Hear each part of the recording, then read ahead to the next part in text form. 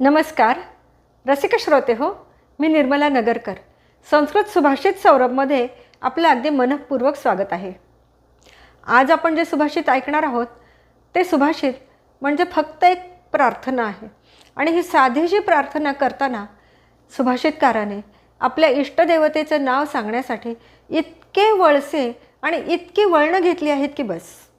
आणि ही शब्द चमत्कृती किंवा हा शब्दांचा खेळ करणं कवीला शक्य झालं आहे ते केवळ संस्कृतच्या खास वैशिष्ट्यामुळे, समासांमुळे. आणि ही आहे संस्कृतची शब्द श्रीमंती. आपणही उत्सुक असाल ना हे सुभाषित ऐकण्यासाठी? चला तर ऐकूया आधी सुभाषित आणि नंतर त्यात असलेला प्रत्येक समास सोडवून त्याचा अर्थ आणि स्पष्टीकरण बघूया. आधी सुभाषित.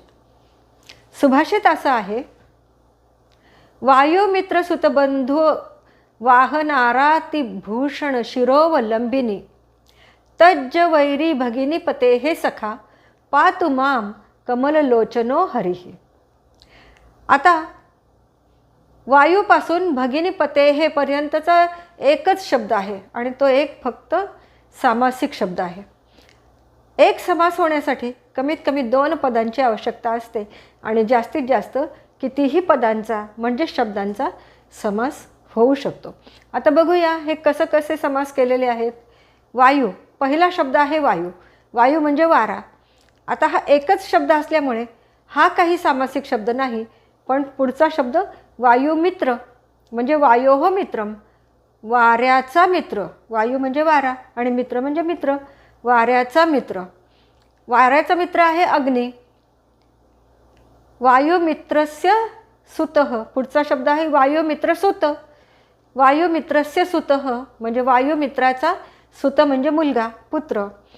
तर वायूचा मित्र अग्नी आणि त्याचा पुत्र म्हणजे कार्तिकेय. कार्तिकेयाला अग्निपुत्र असेही म्हणतात. वायुमित्रसुत बंधू हा पुढचा समज झाला. वायुमित्रसुतस्य बंधू म्हणजे वायुमित्र अग्नीचा पुत्र जो आहे कार्तिकेय त्याचा बंधू म्हणजे भाऊ.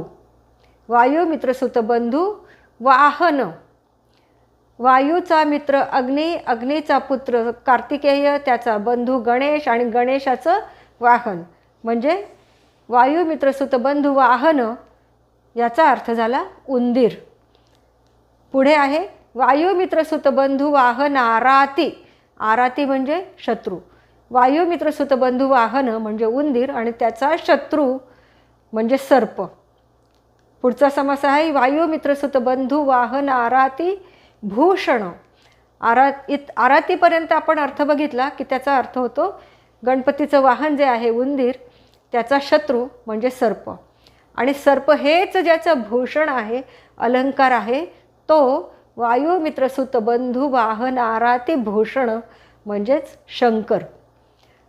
शिरोवलंबिनी. आता या शंकराच्या शिर म्हणजे मस्तक आणि त्याच्या मस्तकावर विराजमान झालेली आहे ती गंगा. म्हणजे पहिल्या ओळीचा वायुसुत मित्र बंधू वाहन आराती भूषण शिरोवलंबिनी याचा अर्थ आहे गंगा. एवढ्या मोठ्या शब्दाचा अर्थ फक्त एकच अर्थ निघाला, गंगा. आणि पुढच्या ओळीमध्ये तज्ज, त्या गंगेपासून जन्मलेला, त्या गंगेचा पुत्र म्हणजे भीष्म. तज्ज वैरी भगिनी पते हे. आता गंगेचा पुत्र भीष्म, त्याचा वैरी म्हणजे शिखंडी. शिखंडी. तज्ज वैरी भगिनी.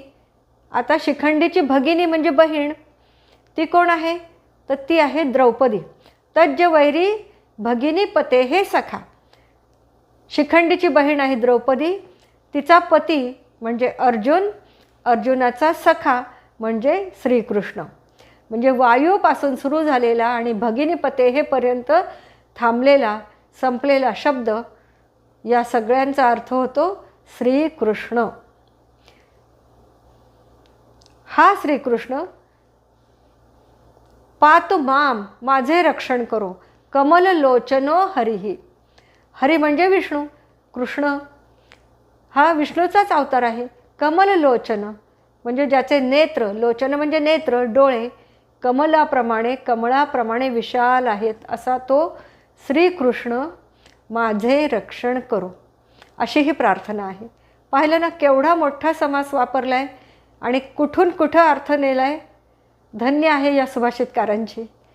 आणि म्हणूनच ही सुभाषितं मला आपल्याला सांगावीशी वाटतात. आवडलं ना हे सुभाषित आपल्याला?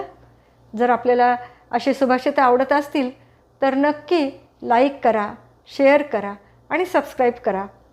भेटूया पुढच्या भागामध्ये असंच बुद्धीला चालना देणाऱ्या एका सुभाषितासह. धन्यवाद.